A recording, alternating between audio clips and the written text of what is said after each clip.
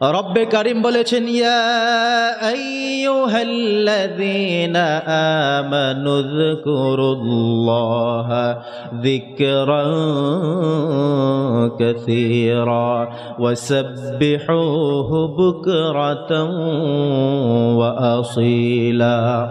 শুধু এমন একটি আয়াত নয়, অসংখ্য অগণিত আয়াত রব্বে কারিম ইমানদার বান্দাদেরকে বিশেষ করে ভালোবেসে অগ্রাধিকার দিয়ে তাদেরকে উদ্দেশ্য করে আল্লাহ বলেছেন, ইয়া আইয়ুহাল্লাযীনা আমানু, ওহে আমার ইমানদার বান্দাগণ, যারা ইমানের মতো দৌলত নিয়ে পৃথিবীর জমিনে আছো, বিচরণ করছো, তোমাদেরকেই বলছি, তোমাদের কাজ হলো তোমরা আমি আল্লাহ তাআলার উযকুরুল্লাহা যিকরান কাসীরা, আমি আল্লাহর বেশি বেশি জিকির করো, তাসবিহ পড়ো, তাহলিল করো, তাহমিদ করো। আল্লাহ তাআলার যতগুলো প্রশংসা রয়েছে, নামাজ রয়েছে, রোজা রয়েছে, দান সাদাকা রয়েছে, এছাড়াও তেলাওয়াত রয়েছে, জিকির আজকারের মধ্যে অসংখ্য অগণিত বিষয় রয়েছে। রব্বে কারীম আমাদেরকে উদ্দেশ্য করেছেন, আমরা যারা ইমানদার, ইমানের বলে বলিয়ান হয়ে আজকে ইমানের দাবি নিয়ে মাঠে চলে এসেছি, ময়দানে বসে গিয়েছি, বাদ মাগরিব থেকেই গুরুত্বপূর্ণ আলোচনা যারা শোনা শুরু করে দিয়েছি, আমাদেরকে ভালোবেসে রব্বে কারীম কোরআন হাকিমে বলে দিয়েছেন, হে আমার আদরের ইমানদার বান্দারা, শোনো শোনো, খেয়াল করে শোনো, কান পেতে শোনো, মনোযোগ সহকারে শোনো, উযকুরুল্লাহা যিকরান কাসীরা, আমি আল্লাহ তাআলার বেশি বেশি জিকির করো, অনেক বেশি বেশি জিকির করো। এই নির্দেশটি দুনিয়ার কেউ দেয় নাই, আজকে আমি এখান থেকে বলছি, আমার থেকেই শুধু আসে নাই। এই নির্দেশটি কার? আরো জোরে বলতে হবে, নির্দেশটি কার? আল্লাহর নির্দেশ হলো উযকুরুল্লাহ, তোমরা আল্লাহর স্মরণ করো, যিকরান কাসীরা, অধিক পরিমাণে স্মরণ করো, বেশি বেশি পরিমাণে স্মরণ করো, অনেক বেশি স্মরণ করো। কাকে আমরা স্মরণ করব? আল্লাহকে। আল্লাহ বলছেন এরপরে বুকরাতাও ওয়া আসীলা, সকালে সন্ধ্যায় সারা দিন আল্লাহর জিকির আজকার করতে বলেছেন। বন্ধুগণ আমার, আল্লাহ তাআলা দৈনিক আমাদের উপরে 5 ওয়াক্ত সালাত ফরজ করে দিয়েছেন। এগুলো হলো আমাদের জন্য ফরজ, যেটা যতদিন আমি বেঁচে থাকবো ততদিন আমাকে করতে হবে। এটা আমার জন্য ফরজ, আবশ্যক, করতেই হবে এটা। ধরুন আপনি একজন কামলা নিলেন কাজ করার জন্য, ধরুন আপনি একজন রিকশাওয়ালাকে বললেন, ভাই তুমি বোরহানগঞ্জ বাজার থেকে শুরু করে আপনার বাড়িটা হাওলাদার বাড়ি বললেন, অথবা একটা রাস্তার মোড়ের কথা তাকে বললেন, কিন্তু মনে মনে টার্গেট আছে আপনি শুধু ততটুকুই না, সেখান থেকে 20 হাত একটু সামনে আপনার বাড়ি। আপনি রিকশাওয়ালাকে ওই জায়গার কথা বলবেন, কিন্তু জায়গা মতো গিয়ে আবার বলবেন, ভাই আমাকে একটু সামনে আগায় দেন, আর 20 গজ সামনে আগায় দেন, আর 2 মিনিট সামনে একটু টান দেন। এভাবে হয় কিনা বলেন? তার মানে হলো আপনি তার সাথে 20 টাকায় চুক্তি করলেন, 50 টাকায় চুক্তি করলেন, ওই পর্যন্ত নিবে। এখান থেকে বললেন ভোলা বাস স্ট্যান্ড আমি যাব, কিন্তু জায়গা মতো গিয়ে বললেন এই যে সামনের বাড়িটা একটু তুমি আগায়া দাও। এটা হলো নফল, এটা হলো অতিরিক্ত, এটা কন্ট্রাক্ট ছিল না, এটা চুক্তি ছিল না, এটাকে বলা হয় অতিরিক্ত। অতিরিক্ত লোকটি যখন গেল, সে হয়তো আপনার কাছে আবদার করবে, ভাই একটু তো সামনে আসছি, ভাড়া তো ছিল 50 টাকা, ভাড়া তো ছিল 100 টাকা, ভাড়া ছিল 20 টাকা, এই যে একটু কষ্ট করে আগিয়ে দিলাম, 10টা টাকা বাড়িয়ে দিবেন, একটু তো কষ্ট করেছি।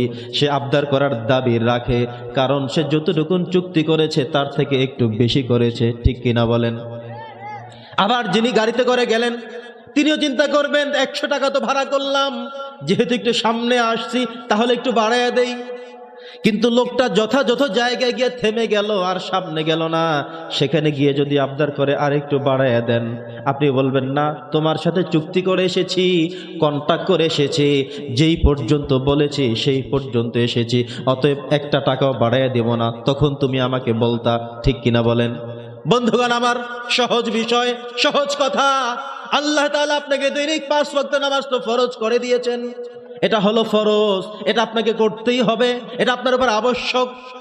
কিন্তু আপনি ফরজ নামাজ শেষ করে শুনলেন নফল নামাজের কিছু অতিরিক্ত গুরুত্ব রয়েছে। এবার আপনি চিন্তা করলেন ফরজ নামাজ পড়েই আমি চলে যাব না, আমি আবার একটু সময় ব্যয় করে 2 রাকাত নামাজ পড়ে বের হব। আপনি অতিরিক্ত করলেন, আপনি মানুষ হিসেবে করলেন অতিরিক্ত, আর আল্লাহ রব হিসাবে একটু বেশি পেয়ে তিনি আরো বেশি সন্তুষ্ট। পড়েন সুবহানাল্লাহ, আরো জোরে জোরে বলেন সুবহানাল্লাহ।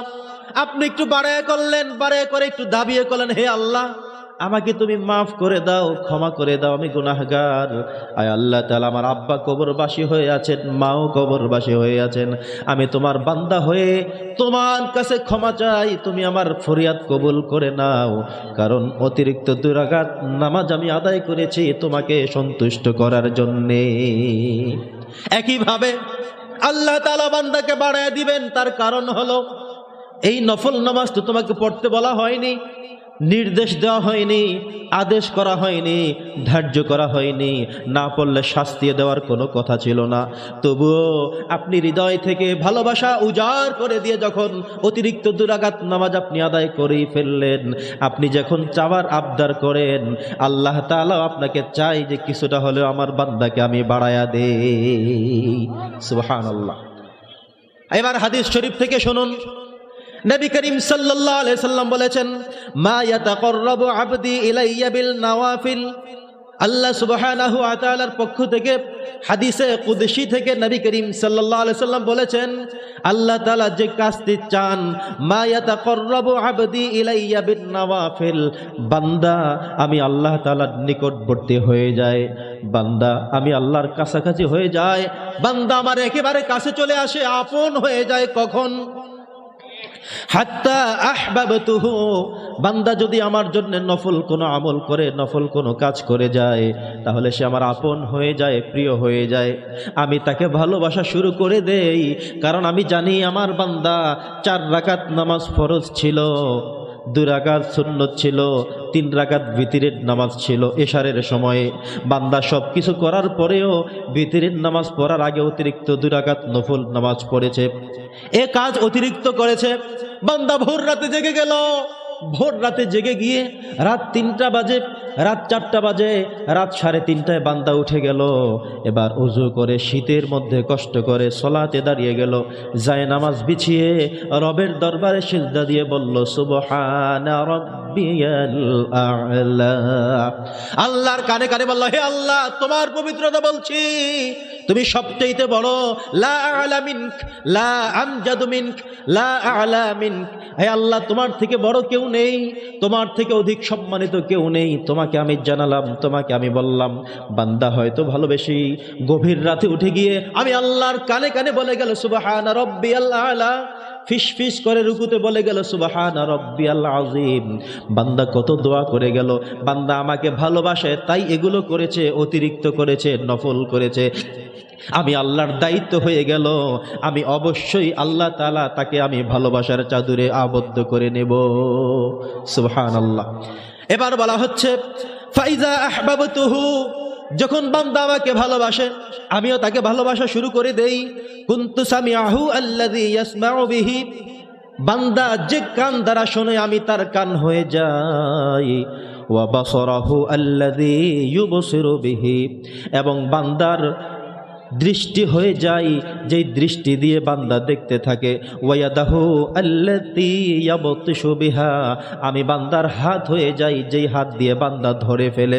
ওয়ারিজলাহু আল্লাতী ইয়ামশি বিহা, আর আমি বান্দার পা হয়ে যাই, কুদরতি পা হয়ে যাই যেই পা দ্বারা আমার বান্দা হাঁটে। ওয়া ইন সাআলানি লাউআতিয়ান্নাহু, রাওয়াহুল বুখারী, সহিহ আল বুখারীর মধ্যে হযরতে আবু হুরায়রা রাদিয়াল্লাহু তাআলা আনহুর বর্ণনায় নবী করিম সাল্লাল্লাহু আলাইহি সাল্লাম এই হাদিসে কুদসির গুরুত্বপূর্ণ কথাখানা বললেন। একজন মানুষ তার ফরজ করে দেওয়া, আবশ্যক করে দেওয়া কাজগুলো প্রতিনিয়ত করার পরে তিনি যদি এরপরে আরো শুরু করে দেন নফল নামাজ, তিনি শুরু করে দেন রমজান মাস চলে যাওয়ার পরেও আবার তিনি রোজা রাখলেন। ধরুন আজকে রোজা ছিলেন, অথচ এখন রোজার মাস না, নিয়ত করলেন আগামীকাল রোজা রাখবে, কিন্তু কালকে রোজার মাস ছিল না। এভাবে বিভিন্ন সময় তিনি রোজা রাখেন। প্রত্যেক মাসেই আইয়ামুল বীজ নামে 3টি রোজা রয়েছে, তিনি সেগুলো রাখেন। নবীজি প্রত্যেক সোমবারে জন্মের দিবস উপলক্ষে রোজা রাখতেন। একজন বান্দা, একজন নবী করিম সাল্লাল্লাহু আলাইহি সাল্লামের উম্মত নবীজিকে মহাব্বত করে ভালোবেসে বেশে তিনি প্রত্যেক সোমবারে রোজা রাখেন। এটা তার জন্য ফরজ ছিল না, তিনি করে যাচ্ছেন। যখন এভাবে নফলগুলো শুরু করলেন, রব্বে কারিম এবার নিজেই ঘোষণা দিচ্ছেন, এ বান্দা আমাকে ভালোবাসার কারণেই অতিরিক্ত নফলগুলো করে যাচ্ছে। আমি আল্লাহ তাআলা এবার জানিয়ে দিলাম, আমি তাকে ভালোবাসা শুরু করে দিয়েছি। কেমন ভালোবাসা? যেই কান দ্বারা সে শুনে, সেই কান আমি আল্লাহর কুদরতি কান হয়ে যায়। ফলে কোনো গানের সাউন্ড তার কানের মধ্যে আসলে সে সাথে সাথে ইস্তিগফার করে গানের আসর থেকে তিনি ত্যাগ করে চলে যায়। বুঝতেছেন বন্ধুগণ আমার? আল্লাহ তাআলা এরপরে বলছেন, আমি তার দৃষ্টি হয়ে যাই, যে দৃষ্টি দিয়ে সে দেখে। তার মানে হলো আপনার দৃষ্টিটা এমন হয়ে যাবে, আপনি যখন দেখবেন একজন অর্ধ উলঙ্গ মহিলা, বেগানা মহিলা, বেপরদেগী মহিলা, কিংবা টেলিভিশনের সামনে আপনি বসা রয়েছেন, হঠাৎ করে অথবা মোবাইলের স্ক্রিনের মধ্যে এমন পিকচার, এমন ভিডিও, এমন ছবি চলে আসলো, আপনি সাথে সাথে স্ক্রল করে পিছনে চলে গেলেন, একজন অর্ধ উলঙ্গ মহিলার সাথে সাক্ষাৎ হলো, বেপরদেগী মহিলার সাথে সাক্ষাৎ হলো, সাথে সাথে আপনি সেখান থেকে চেহারা আপনি ফিরিয়ে নিলেন, আস্তাগফিরুল্লাহ পড়লেন, ইস্তিগফার বললেন। যদি এমন হয়ে যায় তাহলে আপনি বুঝবেন আপনার দৃষ্টিটা স্বয়ং আল্লাহ তাআলার কুদরতি দৃষ্টিতে পরিণত হয়ে গিয়েছে। বন্ধুগণ আমার, যদি আপনি মনে করেন দৃষ্টি দেওয়া মাত্রই আপনার ভিতর থেকে একটা ঘৃণা আসছে, কষ্ট হয়ে যাচ্ছে, অপরাধ হবে হবে এমন একটি ভয় হয়ে যাচ্ছে, আপনি বুঝবেন, বুঝতে সক্ষম হবেন আপনার রব আপনাকে পছন্দ করেছেন, তাই অপরাধ করার সাথে সাথে আপনার সেখান থেকে ফিরে এসেছেন। আপনি যদি এমন পরিস্থিতিতে পড়ে যান তাহলে সাথে সাথে আপনি যখন চক্ষু ফিরে আসবে, আপনার কর্ণকুহর ফিরে আসবে, আপনি বুঝবেন এই কাজ আমার দ্বারা সম্ভব না। কারণ নফল ইবাদত করতে করতে আপনি আল্লাহ তাআলার সৃষ্টিকর্তার এমন প্রিয় হয়ে গিয়েছেন, তিনি আপনাকে এমন করে আবদ্ধ করে রেখেছেন, রহমতের বেষ্টনীর মধ্যে এমন করে রেখেছেন, আপনি যখন গান শুনবেন আপনার দিলের মধ্যে বাধা দিবে, আল্লাহ তাআলা রহমতের ফেরেশতা দিয়ে আপনাকে সরাইয়া দিবে। গান শোনা তো তোমার কাজ না, তুমি তো ঈমানদার, তুমি তো নফল আমল করনেওয়ালা একজন ব্যক্তি, তুমি তো আমি আল্লাহর প্রিয় একজন ব্যক্তি, তাই কি করে তুমি গান শোনো, কি করে তুমি বাজনা শোনো, কি করে তুমি বাদ্যের মধ্যে বসে থাকো? তোমার জন্য তো শোভনীয় নয়। আস্তে করে ইস্তেগফার পড়ে পড়ে আপনি সেখান থেকে সরে যাবেন। যদি এমন হয় বুঝবেন আপনার আল্লাহ তাআলা আপনার ঈমানটাকে, আপনাকে আল্লাহ তাআলা কবুল করে নিয়েছে।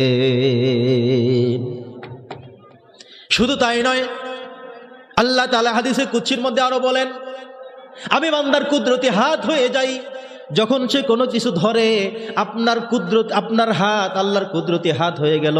পরে যখন সুদের টাকা গোনা শুরু করলেন, ঘুষের টাকা গোনা শুরু করলেন, হাত দিয়ে কাউকে আপনি জুলুম করা শুরু করলেন, অত্যাচার করা শুরু করলেন, সাথে সাথে দেখবেন হাত ছোট হয়ে আসছে, শক্তি ক্ষীণ হয়ে আসছে।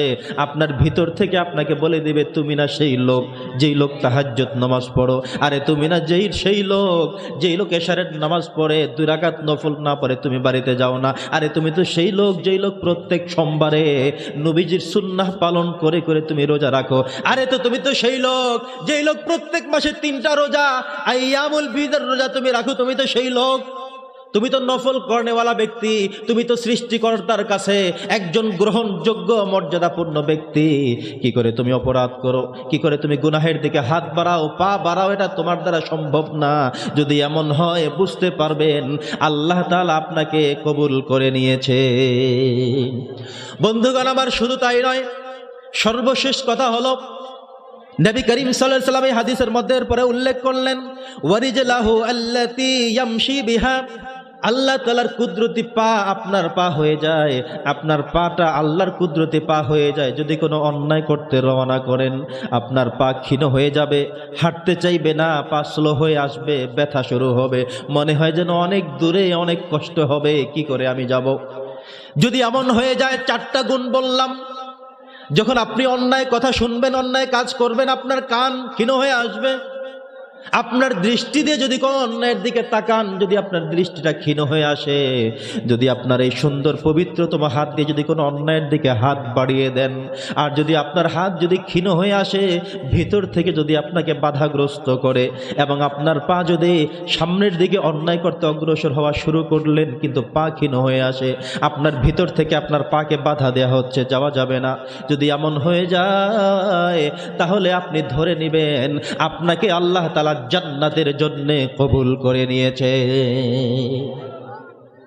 বন্ধুগণ আমার, এই জন্যে আজকে যেই কথাগুলো বলবো, যেগুলো আমাদের মধ্যে আছে আমরা পড়ব আলহামদুলিল্লাহ, জোরে পড়েন আলহামদুলিল্লাহ।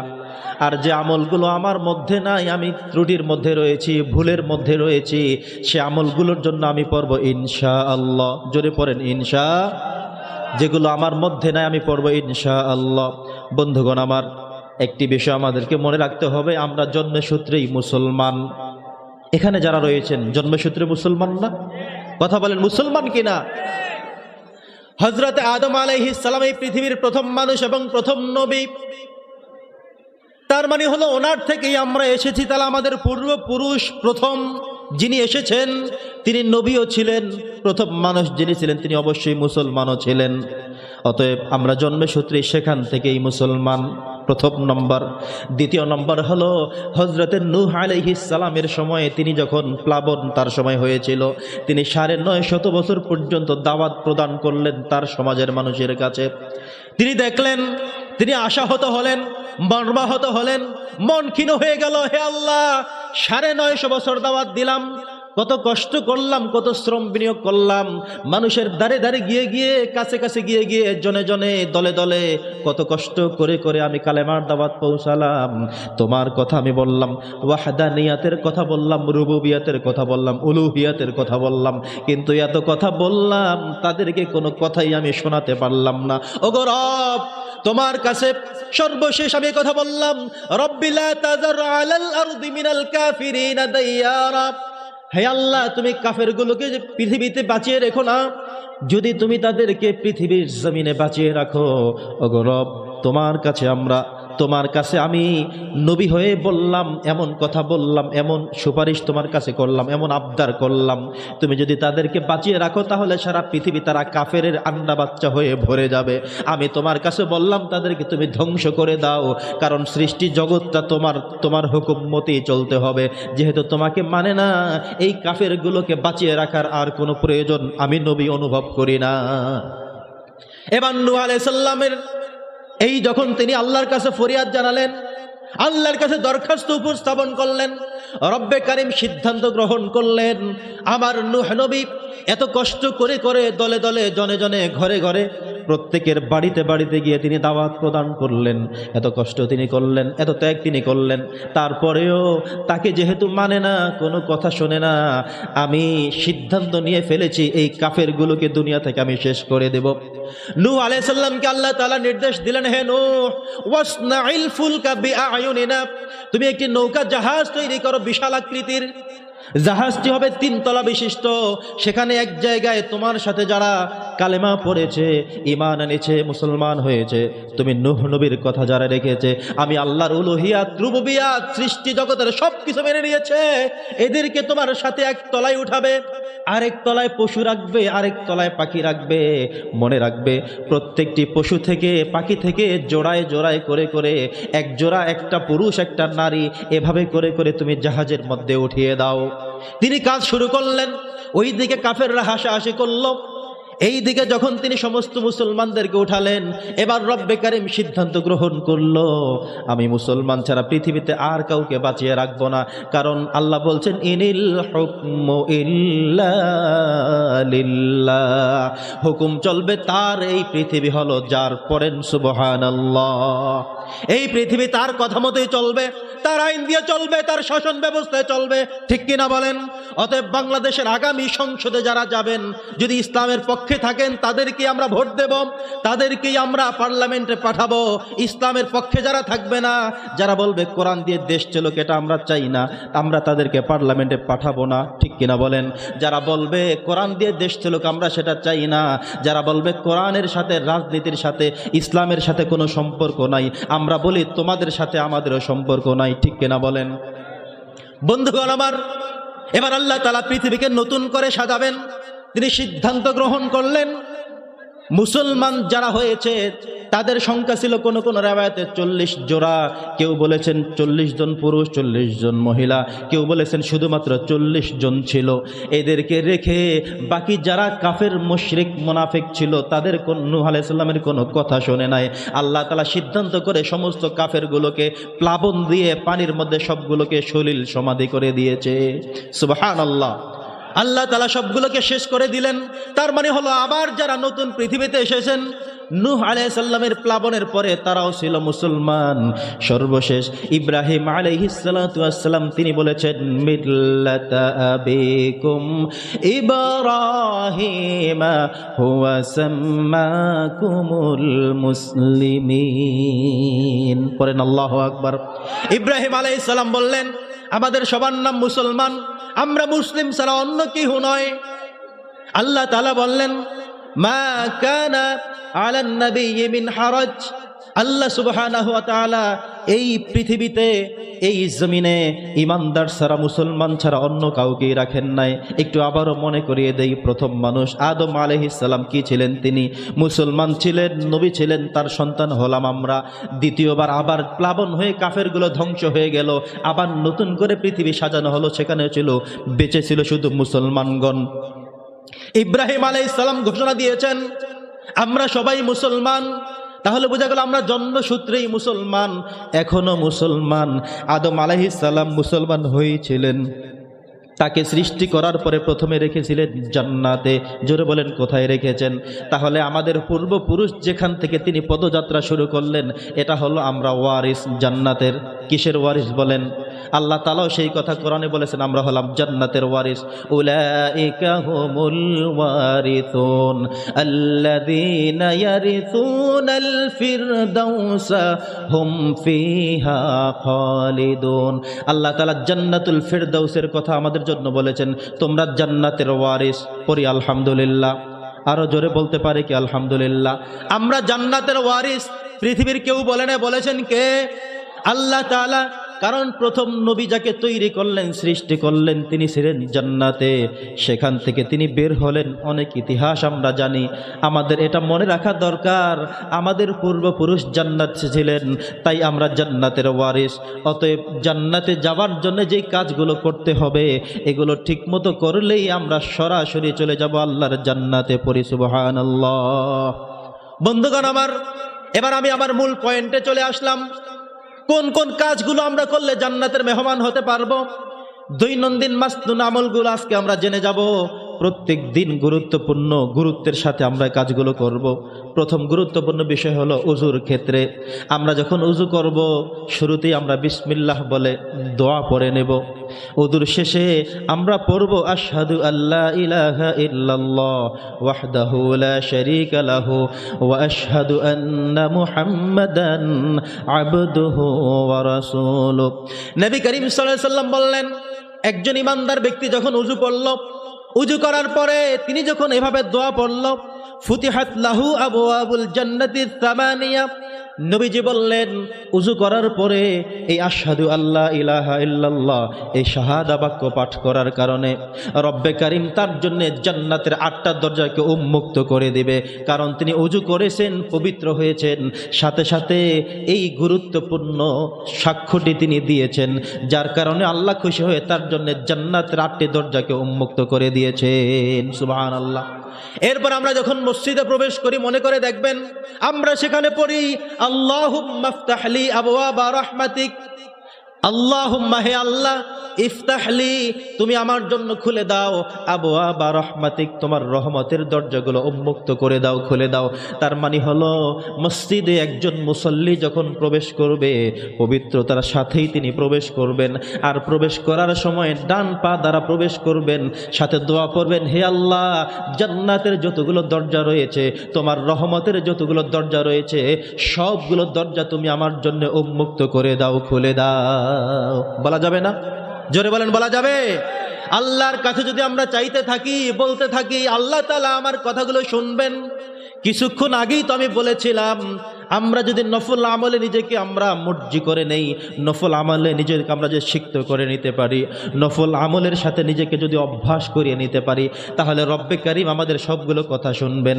কারণ আমার পা আল্লাহর কুদরতি পা হয়ে যাবে, আমার হাত আল্লাহর কুদরতি হাত হয়ে যাবে, আমার জবান যেখান দিয়ে আমি কথা বলি এটা আল্লাহর কুদরতির জবানে পরিণত হয়ে যাবে। যে দৃষ্টি দিয়ে আমি দেখি এই দৃষ্টি আল্লাহর কুদরতি দৃষ্টিতে পরিণত হয়ে যাবে।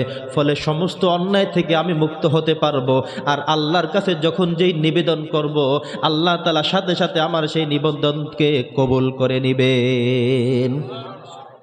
বন্ধুগণ আমার, তাহলে উজুর সময় দোয়া পড়া যাবে কিনা বলেন? শুরুতে বিসমিল্লাহ বলে নির্ধারিত দোয়া পড়বেন, মাঝে অনেক দোয়া আছে, পারলে পড়বেন, মুখস্থ করবেন, জানবেন, আমল করবেন, কিন্তু শেষে ভুলবেন না আশহাদু আল্লা ইলাহা ইল্লাল্লাহ। কোন মুসল্লিয়ানে কেরাম যদি উজুর শেষে আসমানের দিকে শাহাদা আঙ্গুলে উত্তোলন করে করে এই শাহাদা বাক্যটি পাঠ করেন, রব্বে করিমের পক্ষ থেকে নবী করিম সাল্লাল্লাহু আলাইহি সাল্লাম ঘোষণা করে বললেন, ফুতিহাত লাহু আবওয়াবুল জান্নাতিস সামানিয়া। তার জন্য জান্নাতের যে 8টা দরজা, সবগুলো দরজা তার জন্য ওপেন করে রাখা হবে, খুলে রাখা হবে, উন্মুক্ত করে দেয়া হবে। বন্ধুগণ আমার, এরপরে আমরা নামাজ পড়ব। মসজিদে দুনিয়াবি কোনো কথা বলবো না, দুনিয়াবি কোনো কাজ করব না। মসজিদে প্রবেশ করার পরে যদি দেখেন মসজিদে কোনো নোংরা পড়ে আছে, কাগজ পড়ে আছে, কোনো ময়লা পড়ে আছে, তাহলে মুয়াজ্জিনকে না ডেকে, খাদেমকে না ডেকে আজকে নিজেই খাদেম হয়ে যান। কারণ মসজিদ যদি কেউ ঝাড়ু দিতে পারে, নবীজি বললেন তার জীবনের সমস্ত গুনাহগুলো আল্লাহ তাআলা এভাবে ঝাড়ু দিয়ে সব পরিষ্কার করে দেবে। সুবহানাল্লাহ, কত চমৎকার কথা! অথচ আমরা একটু নোংরা দেখলে এ খাদেম কে আছো, তাড়াতাড়ি আসো, মুয়াজ্জিন কোথায়, মসজিদ নোংরা কেন? অথচ আপনি যদি বিশ্বাস করতেন মনে প্রাণে, মসজিদকে যদি আপনি একবার ঝাড়ু দিতে পারেন, জীবনের সমস্ত গুনাহগুলো মাফ করে দেয়া হবে, তাহলে আপনি তো আগেই ঝাড়ু দিয়ে ফেলতেন। দেওয়া যাবে ইনশাআল্লাহ। আপনি নামাজ পড়লেন, সালাম ফিরানোর সাথে সাথে পড়তে হবে ইস্তেগফার, আস্তাগফিরুল্লাহ। সবাই বলেন আস্তাগফিরুল্লাহ। নবীজি সালাম ফিরিয়ে 3 বার ইস্তেগফার পড়তেন। তার মানিটা এমন না আপনি নামাজ পড়ে অনেক বড় অন্যায় করেছেন, নামাজ পড়ে ভুল করে ফেলেছেন তাই ইস্তেগফার পড়লেন, বিষয়টি এমন নয়। বরং সালাম ফিরানোর পরে নবীজি 3 বার ইস্তেগফার পড়তেন। সাহাবায়ে কেরামগণ জানতে চাইলেন, ইয়া রাসূলুল্লাহ, ইয়া হাবিবাল্লাহ, সালাম ফিরানোর পরে আপনি আল্লাহু আকবার পড়েন, ইস্তেগফার পড়েন, কারণ কি? নবী করিম সাল্লাল্লাহু আলাইহি সাল্লাম বলেছেন, আমাদের জীবনটুকু যেভাবে রব্বে কারীম সাজাতে বলেছেন, যেভাবে চলতে বলে, তাহলে আল্লাহ সুবহানাহু ওয়া তাআলা আমাদের জীবনের গুনাহগুলো মাফ করে দিবেন। শুধু তাই নয়, আপনি নামাজ শেষ করার পরে আপনাকে মনে রাখতে হবে গুরুত্বপূর্ণ একটি তাসবিহ রয়েছে, নাম হলো তাসবিহে ফাতেমি।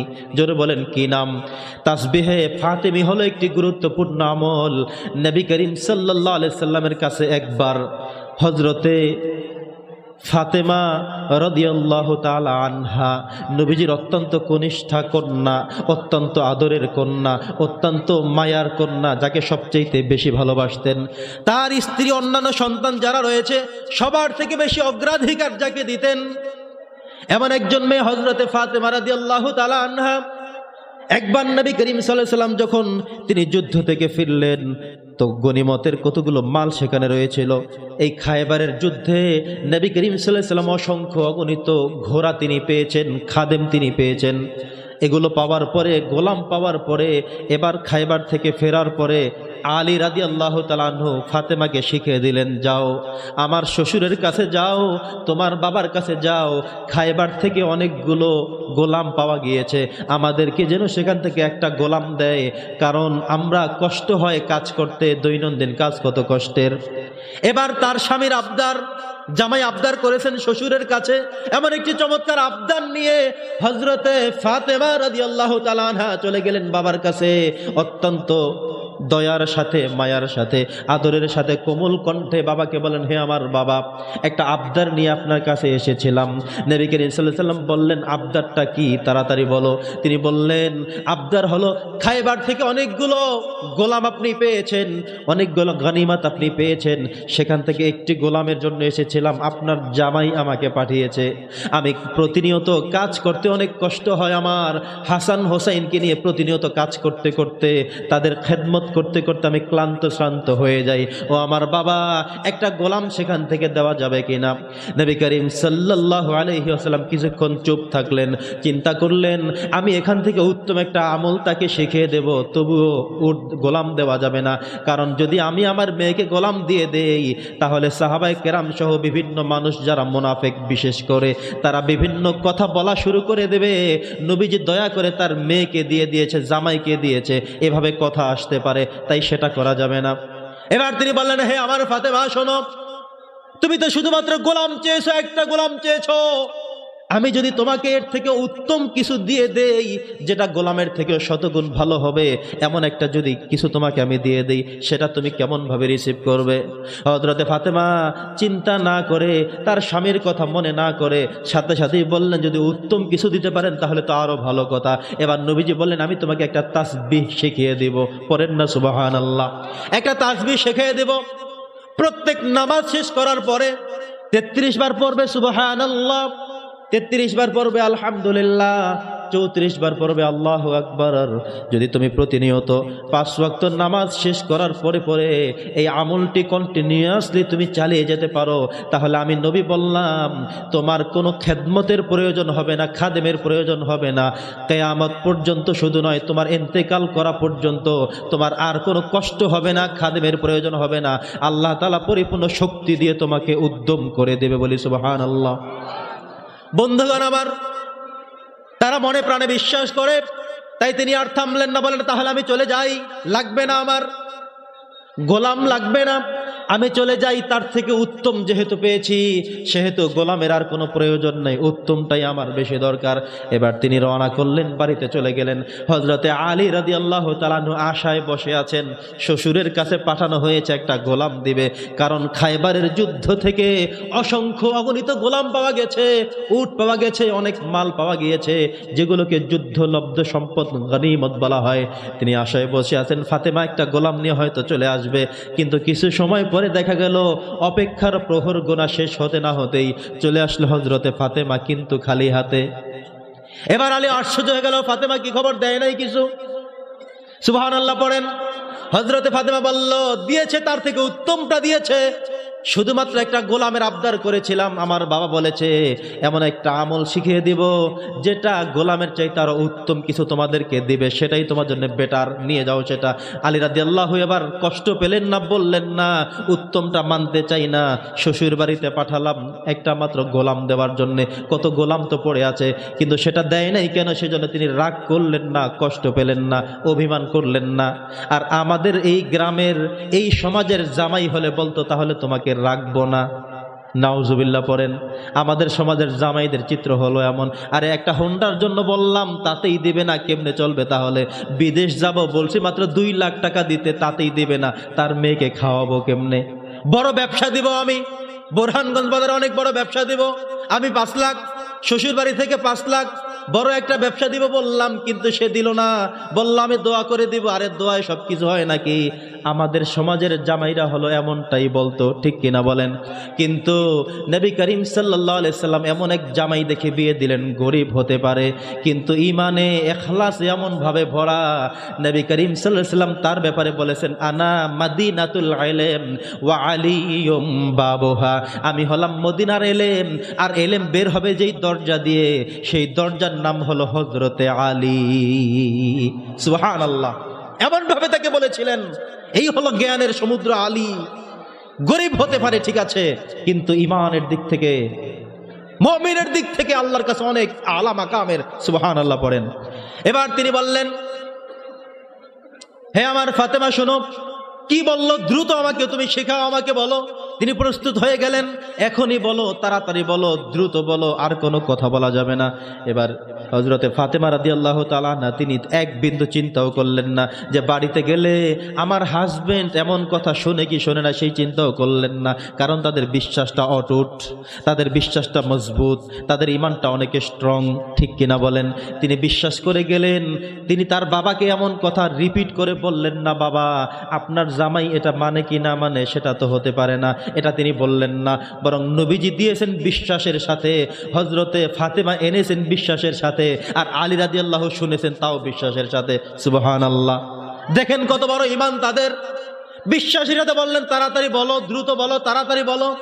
এবার হযরতে ফাতেমাতুজ জোহরা রাদিয়াল্লাহু তাআলা আনহা বললেন, আমার বাবা বলেছে প্রত্যেক দিন নামাজ শেষ করার পরে 5 ওয়াক্ত নামাজ যখন শেষ হবে, প্রত্যেক নামাজ শেষ করে যদি আমরা 33 বার সুবহানাল্লাহ সুবহানাল্লাহ পড়ি, 33 বার আলহামদুলিল্লাহ আলহামদুলিল্লাহ বলে জপতে থাকি, আর শেষে 34 বার আল্লাহু আকবার পড়ি, তাহলে আমাদের জীবনে আমরা অসুস্থ হব না, আমাদের কোনো খাদেম লাগবে না, লাঠি ভর দিয়ে হাঁটা লাগবে না, আমাদেরকে মৌত পর্যন্ত আল্লাহ তাআলা সুস্থ এবং সবল রেখে দিবেন।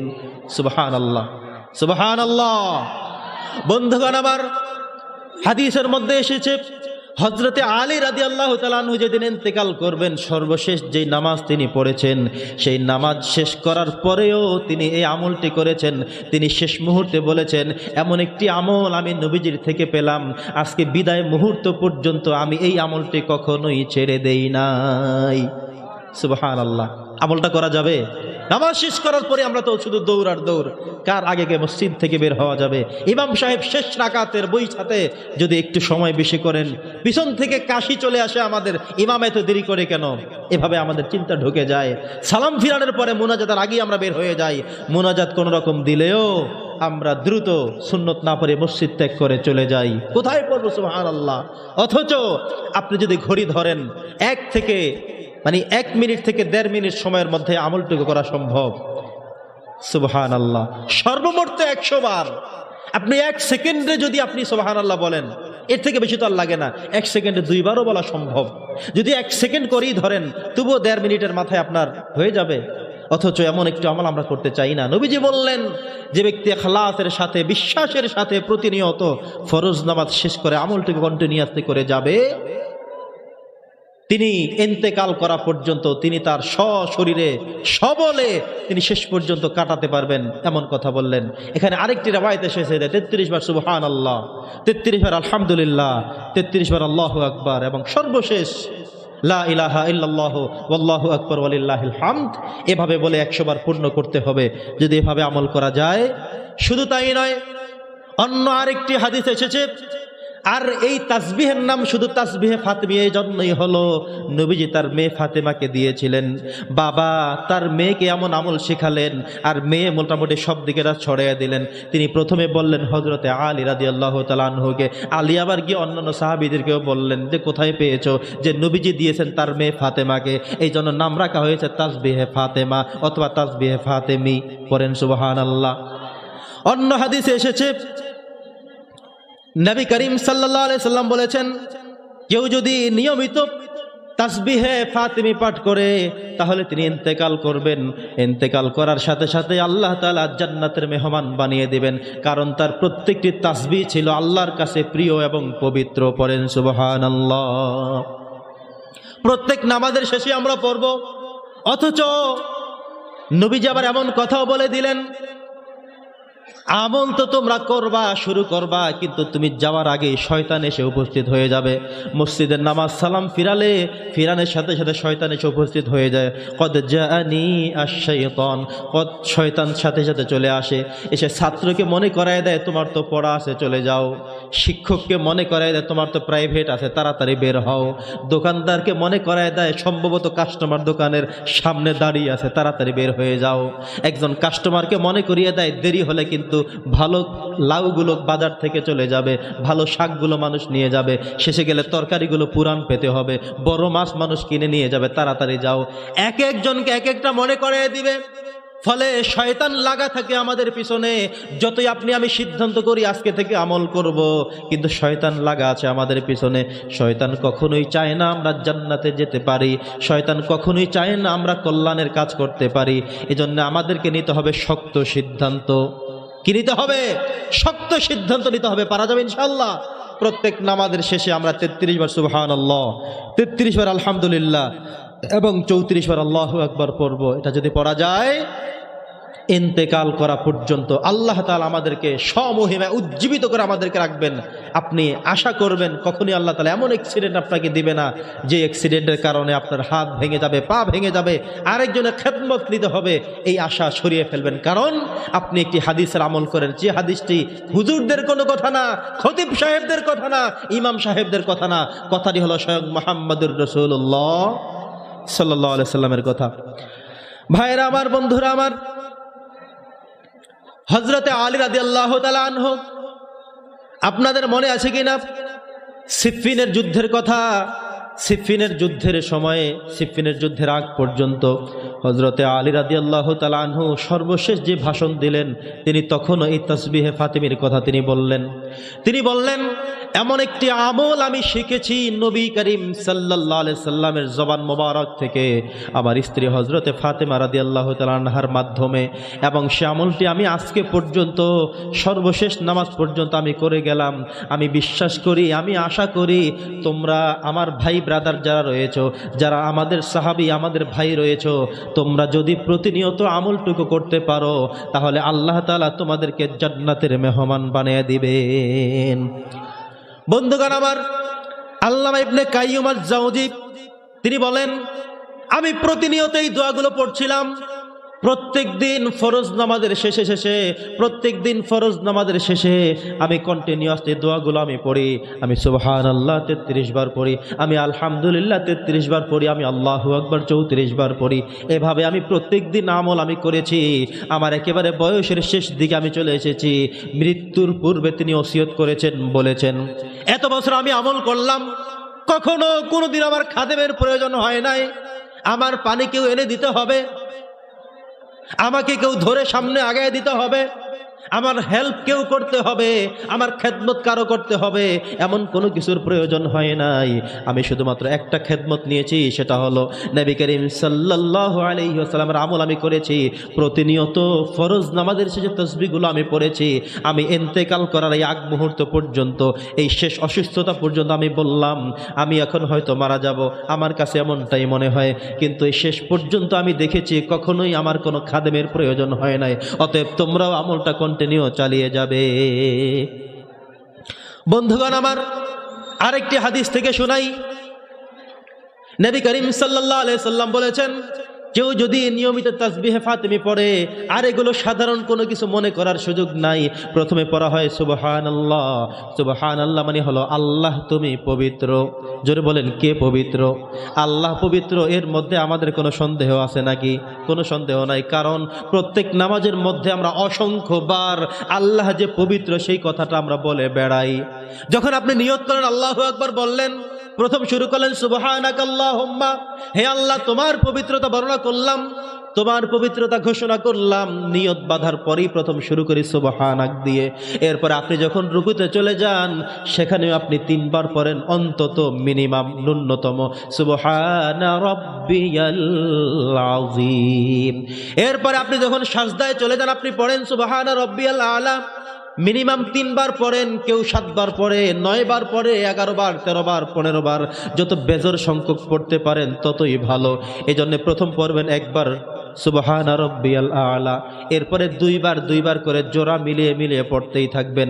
আপনি ইমামের পিছনে দাঁড়ালেন, ইমাম একটু সুযোগ দিয়েছে, আপনি পড়তে থাকবেন বেজর করে।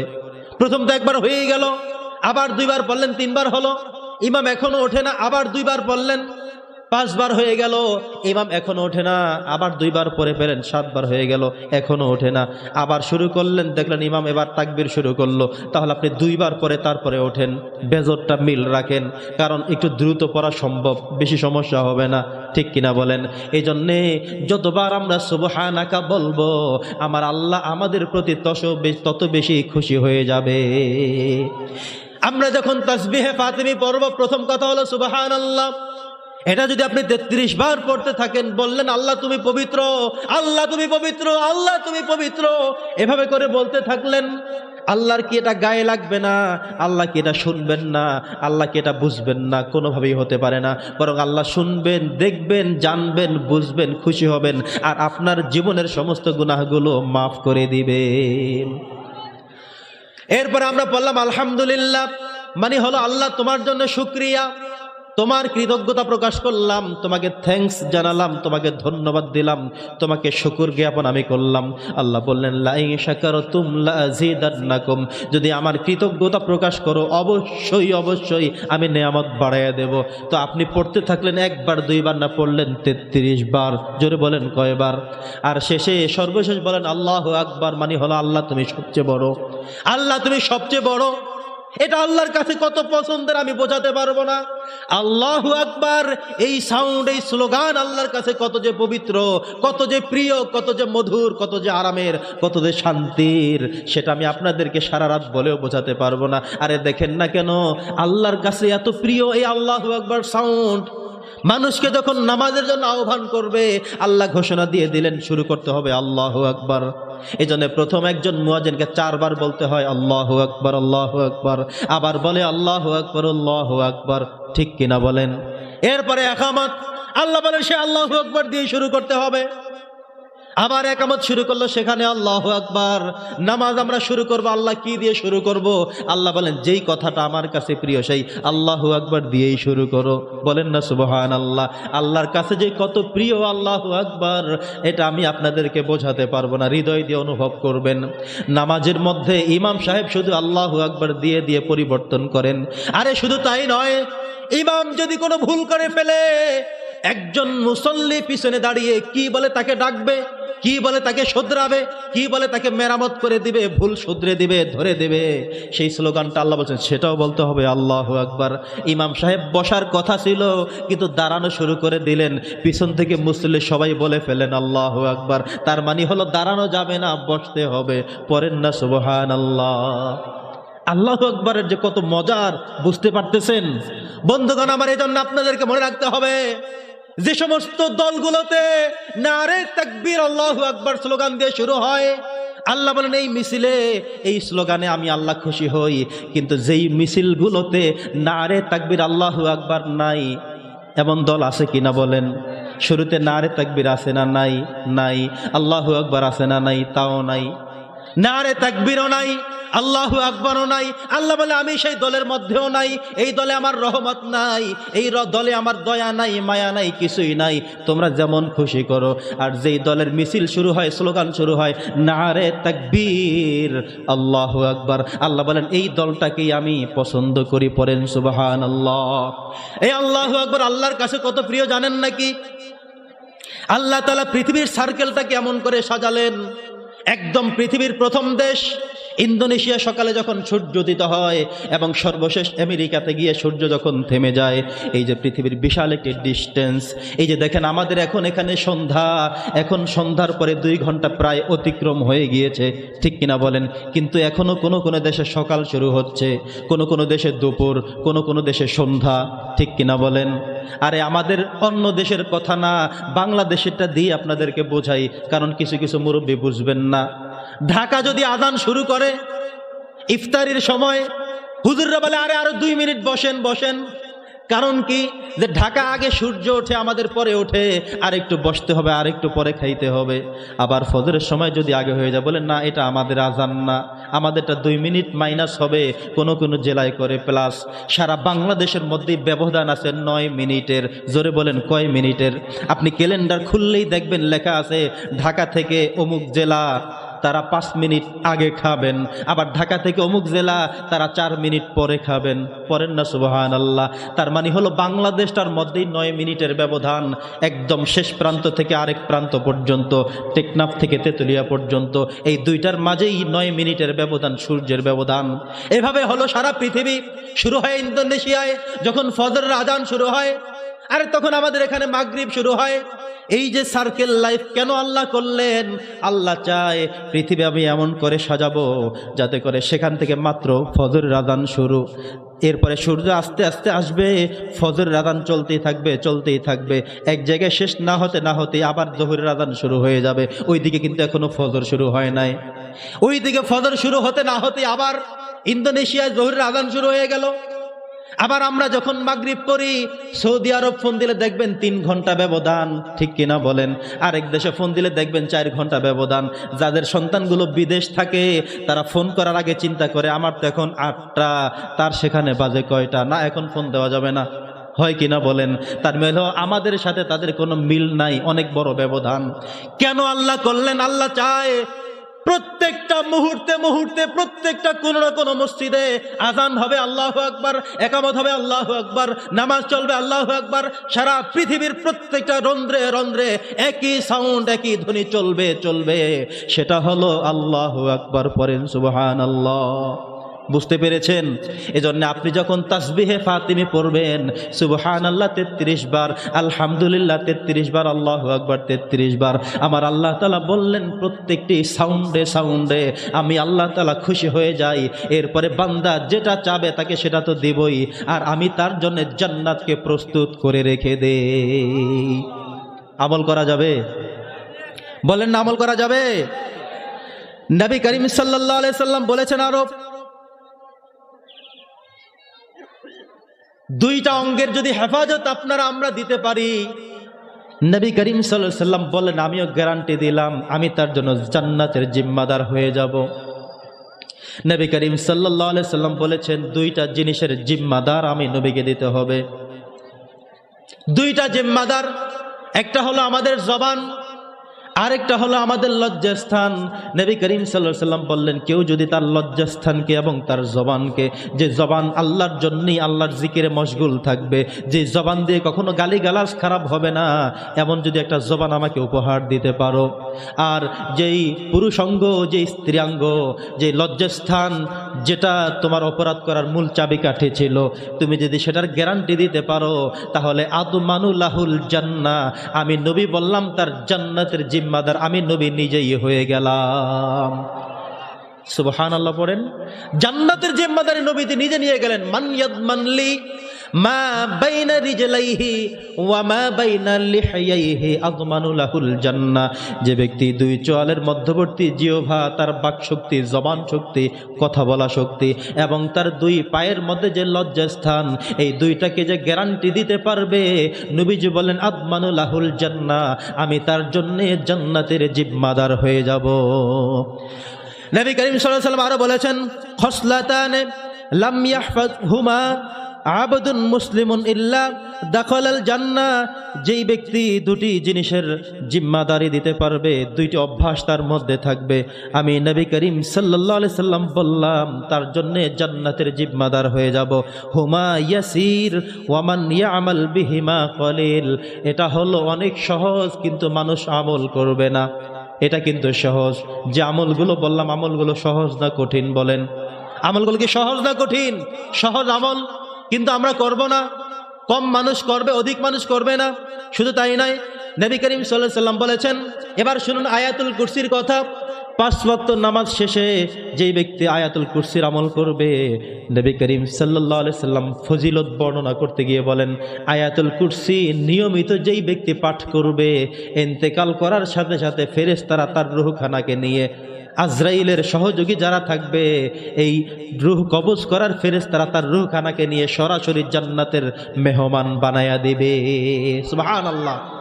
তার মানে হলো আয়াতুল কুরসি খানা এমন, নবীজি বললেন লোকটা মরে না তাই জান্নাতে যায় না, লোকটা মরবে সাথে সাথে জান্নাতে চলে যাবে। এটা এমন এক গুরুত্বপূর্ণ আমল, কঠিনতম আমল।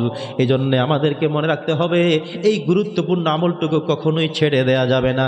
আপনি নামাজ সালাম ফিরালেন, কোনো কাজ নাই, 1 মিনিট সময় লাগবে যদি ভালো মুখস্থ থাকবে, 1.5 মিনিট থেকে 2 মিনিট লাগবে যদি একটু কম কম পড়তে পারেন। 2 মিনিটের মধ্যে আয়াতুল কুরসির আমল হয়ে গেল। কারণ নামাজ পড়লেন, আল্লাহর হুকুম পালন করলেন, নামাজ শেষ করার পরে আয়াতুল কুরসি পড়ে জান্নাতের গ্যারান্টিটা আপনি নিয়ে গেলেন। সুবহানাল্লাহ, সুবহানাল্লাহ বলবেন না? জান্নাতের গ্যারান্টিটা নিয়ে যান। যদি নিয়ে যেতে চান তাহলে এই আমলটা আপনি প্রতিনিয়ত করেন।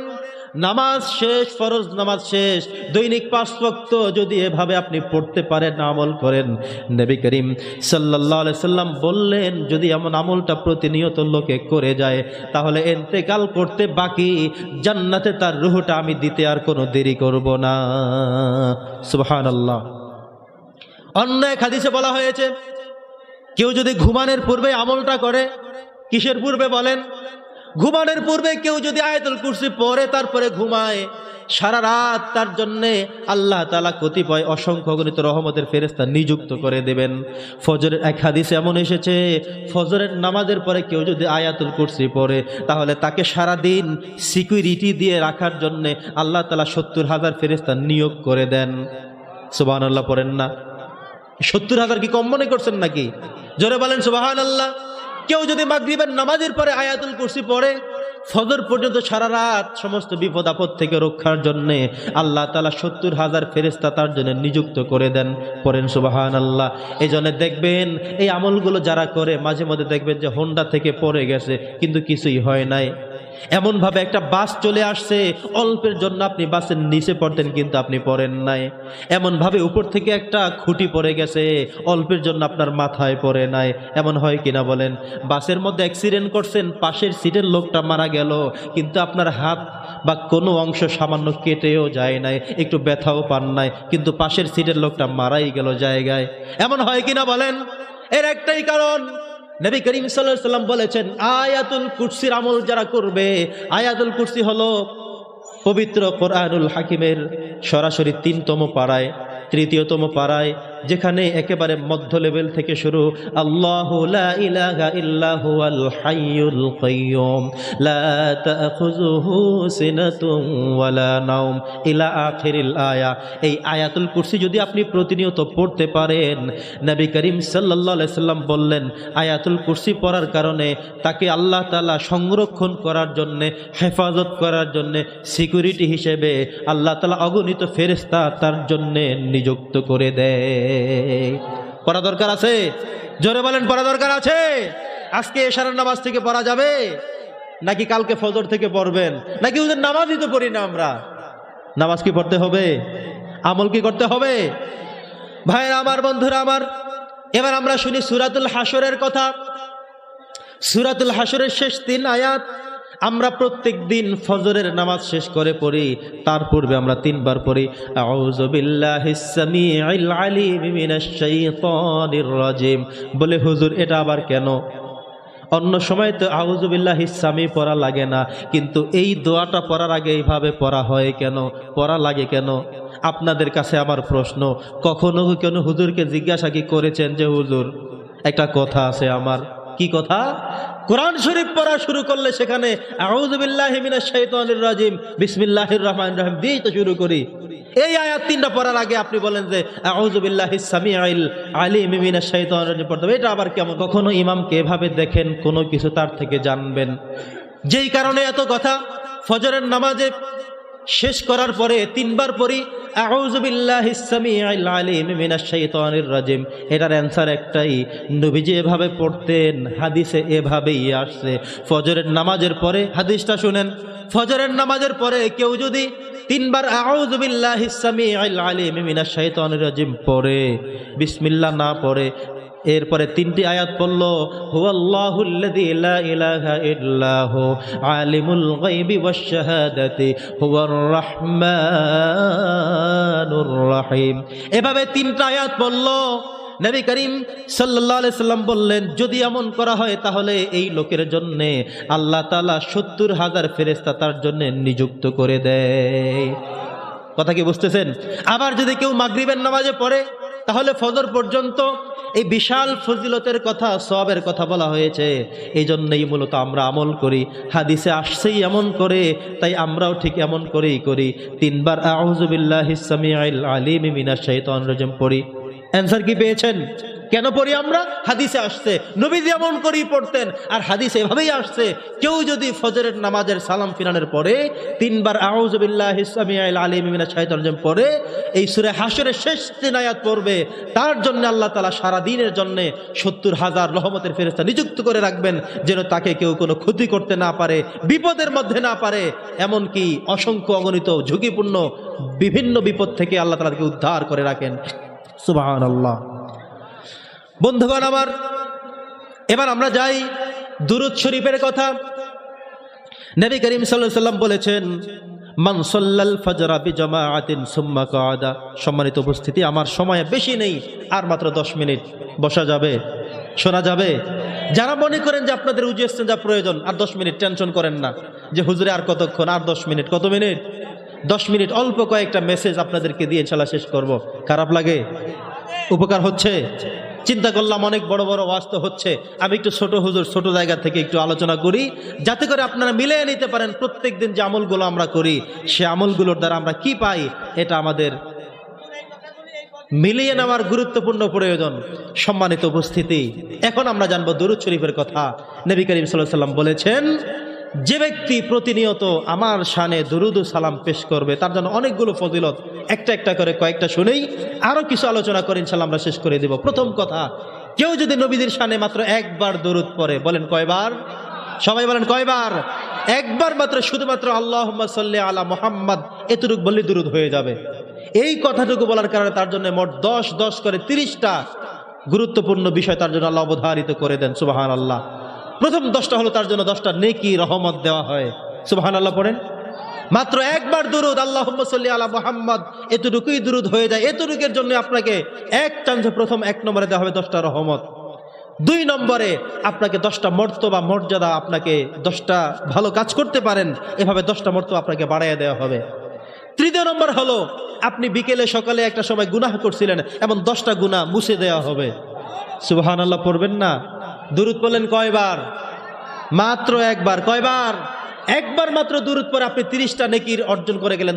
10টা নেকি হয়ে গেল, 10টা মর্যাদা বাড়িয়ে দেওয়া হলো, এবং 10টা গুনাহ, সগীরা গুনাহ যেটা আপনি করেছেন, আপনি নিজেই করেছেন এমন অপরাধ 10টা আস্তে মুছে দেওয়া হবে, হাইড হয়ে যাবে, দেখা আর যাবে না। সুবহানাল্লাহ পড়েন। আরেকটি হাদিসে নবী করিম সাল্লাল্লাহু আলাইহি ওয়াসাল্লাম বলেছেন, তোমরা যদি কেউ আমার কোন উম্মতের কোন ইমানদার বান্দা, কোন ইমানদার আমার উম্মত যদি এটা চাও কিয়ামতে আমি নবীদের সাথে থাকবে, নবীদের সাথেই জান্নাতে উঠবে, জান্নাতে থাকবে, আমার পাশে থাকবে, কাছে থাকবে, তাহলে তোমাদের জন্য প্রেসক্রিপশন হলো তোমরা আমি নবীর প্রতি বেশি বেশি দুরূদ পড়ো। আকসারহুম আলাইয়া সালাহ, আমার প্রতি বেশি বেশি যত দুরূদ পড়বে কিয়ামতে আমার তত বেশি কাছে হবে। পড়েন সুবহানাল্লাহ। বন্ধুগণ আমার, একবার এক সাহাবী নবী করিম সাল্লাল্লাহু আলাইহি ওয়াসাল্লামকে বললেন, ইয়া রাসূলুল্লাহ, ইয়া হাবিবাল্লাহ, আমি কতক্ষণ দুরূদ পড়লে আপনি খুশি হবেন আমি জানতে চাই। নবীজি বললেন, তুমি যতক্ষণ পড়তে পারো, যত বেশি পড়তে পারো। এই সাহাবী বলে ফেললেন, ইয়া রাসূলুল্লাহ, আমি আপনাকে শুনিয়ে দিলাম, জানিয়ে দিলাম, আমি দিনটাকে 3টা ভাগ করব। 1 ভাগ আপনার প্রতি দুরূদ পড়ব, আর 2 ভাগ অন্যান্য কাজ করব। নবীজি বললেন, অনেক ভালো, যদি আরো বেশি দুরূদ পড়তে পারো তাহলে তোমার জন্য আরো ভালো। সুবহানাল্লাহ পড়েন। আর জোরে বলেন না সুবহানাল্লাহ। এবার তিনি কিছুক্ষণ চুপ থেকে বলেন, ইয়া রাসূলুল্লাহ, আমি এবার সিদ্ধান্ত নিয়েছি, দিনটাকে আমি 3টা ভাগ যদি আমি করি তাহলে 2 ভাগ আপনার প্রতি দুরূদ পড়ব, আর 1টা ভাগ অন্যান্য কাজ করব, অন্যান্য আমল করব।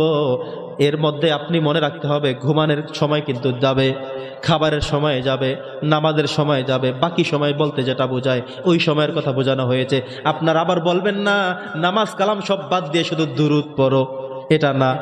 বুঝতে পারছেন নাকি? আবার আউল জাউল করে ফেললেন না যে নামাজটা সব বাদ, শুধু দুরূদ পড়লেই আমার নবীর সাথে সরাসরি বেহেশত। বিষয়টা এমন না। আপনি খাবেন, আপনি ঘুমাবেন, আপনি ফরজ নামাজ পড়বেন, রোজা রাখবেন, সব করবেন, যখনই অবসর পান, যখনই সুযোগ পান, ফাইজা ফারাগতা ফানসাব, যখনই আপনি ইবাদতে নিমজ্জিত হয়ে যাবেন, আর ইবাদতের মধ্যে এই দুরূদ যদি পড়তে পারেন। এবার সাহাবে বলেন, হুজুর আমি সিদ্ধান্ত গ্রহণ করেছি, 1 ভাগ বাদ দিয়ে 2 ভাগে সারাদিন দুরূদ পড়ব। নবীজি বললেন, ভালো, যদি আরো বেশি পড়তে পারো তাহলে আরো ভালো। সুবহানাল্লাহ। সাহাবী মনে করছিলেন নবীজি আমাকে ধন্যবাদ দিয়েই ফেলবে, কারণ দিনের 3টা ভাগের 2টা ভাগে দুরূদ পড়ব। কিন্তু নবীজি বললেন, যদি আরো বেশি পড়তে পারো তাহলে তোমার জন্য আরো ভালো, খয়রুল লাকা। এবার সাহাবী কিছুক্ষণ চুপ থেকে এবার বলেই ফেললেন, না এটাও বলা যাবে না। এবার তিনি বলেই ফেলেন, ইয়া রাসূলুল্লাহ, আমি সিদ্ধান্ত গ্রহণ করেছি, 100% সিদ্ধান্ত আমি বললাম, আজকে থেকে দিনের পুরো সময়টাই আমি আপনার প্রতি দুরূদ সালাম পড়ে পড়ে আমি আমার জীবন শেষ পর্যন্ত আমল করতে চাই। নবীজি বললেন, তাহলে তুমি আমার সাথেই জান্নাতে যাবে। পড়েন সুবহানাল্লাহ। নবীজি কথাও বলে দিলেন, কেউ যদি কিয়ামতের সময়ে, কঠিন মুসিবতের সময়ে জান্নাতে যদি যেতে চাও আর আমি নবীজির সাথে থাকতে চাও, তাহলে তোমার কাজ হলো বেশি বেশি দুরূদ পড়বা। যত বেশি দুরূদ পড়বা তত বেশি নবীর সাথে থাকা যাবে। পড়েন না সুবহানাল্লাহ। বন্ধুগণ আমার, তাহলে আমরা এবার সময় যেহেতু বেশি নেই, 5-7 মিনিট বাকি আছে, আমি একটু রিভিশন করি। ধরুন আমরা ঘুম থেকে উঠলাম, সকালে ঘুম থেকে উঠি আমরা একটা দোয়া পড়ব, আলহামদুলিল্লাহিল্লাযী আহইয়ানা বা'দা মা আমাতানা ওয়া ইলাইহিন নুশুর। শুকরিয়া জ্ঞাপন করছি ওই আল্লাহর, যিনি আমাকে মৃত্যু থেকে বাঁচিয়েছেন। আন-নাওমু নিসফুল মাউত, আপনি যে সারা রাত ঘুমালেন, আল্লাহ তাআলা আপনার রুহটাকে এমনভাবে রেখেছেন আপনি কিছুই জানেন না। এই যে রুহটা গেল, এখানে যদি সে চলেই যেত তাহলে আপনি উঠে দেখতেন যে পরকাল, আপনি জাগানো হতো, কবরে প্রশ্নের জবাব দেওয়ার জন্যে, দেখতেন যে আপনার পরকাল, আর বেঁচে ছিলেন তাই হলো সকাল। ঠিক কিনা বলেন? এই আপনি ঘুমালেন, ঘুমের সময় আপনি দোয়া পড়ে শুইবেন, যখন আপনি ঘুমাতে যাবেন তখন পড়বেন বিসমিল্লাহি আমুতু ওয়া আহইয়া, আমি আল্লাহর নামে মরে গেলাম, আবার আল্লাহর নামেই যেন আমি বেঁচে যাই। এই দোয়া আল্লাহর কাছে করে তারপরে ঘুমাবেন। আবার যখন ঘুম থেকে উঠলেন সাথে সাথে পড়বেন আলহামদুলিল্লাহ, সমস্ত প্রশংসা আল্লাহর জন্যে, আল্লাযী আহইয়ানা, যিনি আমাকে বাঁচিয়ে দিলেন, বাদা মা আমাতানা, আমি মরে যাওয়ার পরে, ওয়া ইলাইহিন নুশুর, আর তারই দিকে আমরা ফিরে যাব। এই কথা যখন আপনি বললেন, ঘুম থেকে ওঠা মাত্রই যখন দোয়া পড়লেন, খুশি হবেন একজন, তিনি কে? কে খুশি হবেন বলেন? সকালে উঠেই আল্লাহকে আপনি খুশি করে দিলেন। এরপর আপনি উজু করলেন, ইস্তেঞ্জা ছেড়ে উজু করে পবিত্র হয়ে যখন মসজিদে চলে গেলেন, দোয়া পরে প্রবেশ করলেন, ফজরের নামাজ আদায় করলেন, আল্লাহ আপনার প্রতি সারা দিনের জন্য খুশি হয়ে গেলেন। নামাজ শেষ করার পরে তাসবিহে ফাতেমি পড়লেন, আয়াতুল কুরসির আমল করলেন, সূরা হাশরের শেষ 3টি আয়াতের আমল আপনি করলেন, আপনি সব কিছুর ভাগীদার হয়ে গেলেন। আপনি ইন্তেকাল করলে সাথে সাথে জান্নাতের মেহমান হয়ে যাবেন, সে আমল করলেন। আপনি যুবক থেকে যাবেন, কাউকে সহযোগী লাগবে না, সেটাও হয়ে গেল। আপনার জন্য সারাদিন 70,000 ফেরেশতা আপনার খেদমত করবে, সেটাও হয়ে গেল। অতএব আমাদেরকে মনে রাখতে হবে, আপনি সকালটা যদি শুরু করতে পারেন আল্লাহকে সন্তুষ্টির মধ্য দিয়ে, তাহলে আল্লাহ তাআলা এমন খুশি হবেন, আপনার জন্য জান্নাতকে কনফার্ম, ওয়াজিব, আবশ্যক করে দিবেন। বন্ধুগণ আমার, এরপরে নামাজের শেষে আপনি একবার আল্লাহু আকবার 3 বার ইস্তেগফার পড়লেন। এরপরে আল্লাহুম্মা আনতাস সালাম ওয়া মিনকাস সালাম, নবী যেভাবে দোয়া করতেন এই দোয়াগুলো আপনি পড়বেন। আপনি যখন ঘর থেকে কোথাও বের হলেন, কোথাও যাবেন, ঘর থেকে বের হওয়ার সময় বিসমিল্লাহ বলে আপনি ঘর থেকে বের হবেন। আবার যখন আপনি ঘরে পুনরায় ফিরে আসলেন, তখন আপনি আবার সালাম দিয়ে দোয়া পরে আবার ঘরে ঢুকবেন। একইভাবে মসজিদে ঢুকলেও দোয়া, বের হয়ে যাওয়ার সময় আল্লাহকে আবার মনে করে দিবেন, আল্লাহুম্মা ইন্নী আসআলুকা মিন ফাদলিক। দোয়া পড়ে যাবেন, ঢুকতেও দোয়া পড়লেন, বের হওয়ার ক্ষেত্রেও দোয়া পড়লেন। খুশি হবেন কে? প্রত্যেক রাতে যখন আপনি ঘুমাতে যাবেন, যখন আপনি বিছানায় যাবেন, বিছানায় যাওয়ার পরে আপনি লক্ষ্য করবেন তাসবিহে ফাতিমি বিছানায় শুইতে যাওয়ার সময় পড়বেন, আয়াতুল কুরসি পড়বেন, 4 কুল আছে, কুলগুলো পড়বেন, সূরা ইখলাস 3 বার পড়লে 1 বার খতমের সওয়াব আপনি পারবেন, সেটাও আপনি করবেন। এরপরে আপনি ঘুমাবেন। সারা রাত আল্লাহ তাআলার রহমতের ফেরেশতারা আপনার জন্য ইস্তেগফার করতে থাকবে, ক্ষমা চাইতে থাকবে, সকাল হওয়া পর্যন্ত। পড়েন সুবহানাল্লাহ। বন্ধুগণ আমার, আপনি যখন ঘুমাবেন, ডান কাতে ঘুমাবেন, বাম কাতে নয়, উপরের দিকে ফিরে নয়, উপর হয়ে নিচের দিকে ফিরে নয়, ডান কাতে ঘুমাবেন। বিজ্ঞান আবিষ্কার করেছে এই বাম দিকে মানুষের হার্ট থাকে, কলিজা থাকে, রূহ থাকে, তার কলব থাকে বাম দিকে, এই বাম পাজরের দিকে থাকে, যার কারণে আপনাকে ডান কাতে ঘুমাতে হবে। এটা হলো উত্তম ঘুম। এখানে ভালো ভালো স্বপ্ন দেখতে পারবেন, ঘুমটা হবে আরামের, ঘুমটা হবে সুন্নাহ মোতাবেক। পড়েন না আলহামদুলিল্লাহ। আর আমলগুলো যদি আপনি করেন, তাহলে রহমতের ফেরেশতারা সারাদিন আপনাকে সিকিউরিটি দিয়ে রাখবে। প্রিয় উপস্থিতি, সর্বশেষ আমল যেটা, সেটা হলো প্রত্যেক দিন তেলাওয়াত করা। এই কোরআন আল্লাহর পক্ষ থেকে এসেছে, দুনিয়ার কারো কোনো কথা নয়, দুনিয়ার কারো কোনো বক্তব্য নয়, ইমাম খতিবদের বক্তব্য নয়, বরং ইমাম খতিবরা বক্তব্য দেয় এই কিতাব থেকে। ঠিক কিনা বলেন? ইমাম খতিবরা কথা বলেন এখান থেকে। আর এখানে যেই কথাগুলো আছে সেই কথাগুলো কার? জোরে বলেন, এই কথাগুলো কার? এই কোরআনটা কার? এই পৃথিবী, এই দেশ, এই বাংলাদেশ চলবে কার? আল্লাহ তাআলার আইনে চলবে, কোরআন দিয়ে চলবে। বন্ধুগণ আমার, এই জন্য এই তেলাওয়াত প্রত্যেক দিন করবেন। 1 পৃষ্ঠা হলেও করবেন, 1 পারা করবেন, 2 পৃষ্ঠা করবেন, অল্প কিছু আয়াত হলেও পড়বেন। কারণ প্রত্যেকটা হরফের বদৌলতে আপনি নেকি পাবেন, সওয়াব পাবেন, মাহরুম হবেন না। সর্বশেষ কথা হলো, মুয়াজ্জিন যখন মসজিদ থেকে আজান দেয়, তখন আপনি কি করবেন? তার সাথে সাথে আজানের বাক্যগুলো বলবেন। তিনি বলবে আল্লাহু আকবার, আপনিও তাই বলবেন। এভাবে মুয়াজ্জিন যখন আজান দিবে, হাদিসে আসছে, নবীজি বললেন, মুয়াজ্জিন যখন আজান দিতে থাকবে, মুয়াজ্জিনের আজানের সাথে সাথে মুসল্লি যারা নামাজ আদায় করবে, ইমানদার যারা, মুমিন যারা, যে যেখানেই থাকবে না কেন সেখান থেকে জবাব দিতে থাকবে, আজানের জবাব। খুশি হবেন কে? জোরে বলেন, খুশি হবেন কে? আজান শেষ করার পরে একটা দোয়া আছে, আপনি হাত তুলে বলেন বা তুলেন না তুলেই বলেন পড়বেন আল্লাহুম্মা রাব্বা হাযিহিদ দাওয়াতিত তাম্মা ওয়াস সালাতিল কাইমা আতি মুহাম্মাদানিল ওয়াসিলা। এভাবে করে করে শেষ পর্যন্ত দোয়া করবেন। খুশি হবেন কে? এই দোয়া করে আপনি যেই দোয়া আল্লাহর কাছে করবেন, ইস্তিগফার করবেন, কিছু চাইবেন, সাথে সাথে আল্লাহ তাআলা আপনার সেই গুরুত্বপূর্ণ দোয়াখানা কবুল করে নেবেন। ওয়া আখির দাওয়ানা আনিল হামদুলিল্লাহি রাব্বিল আলামিন। এতক্ষণ পর্যন্ত যে কথাগুলো বললাম, আল্লাহ যেন আমাকে আপনাদের সকলকে যে যেখান থেকে শুনলাম সামিঈন হাজিরিন সবাইকে আমল করার তৌফিক দান করেন। ওয়া মা আলাইনা ইল্লাল বালাগ। আসসালামু আলাইকুম ওয়া রাহমাতুল্লাহি ওয়া বারাকাতুহু। সম্মানিত তাওহীদি জনতা, আসসালামু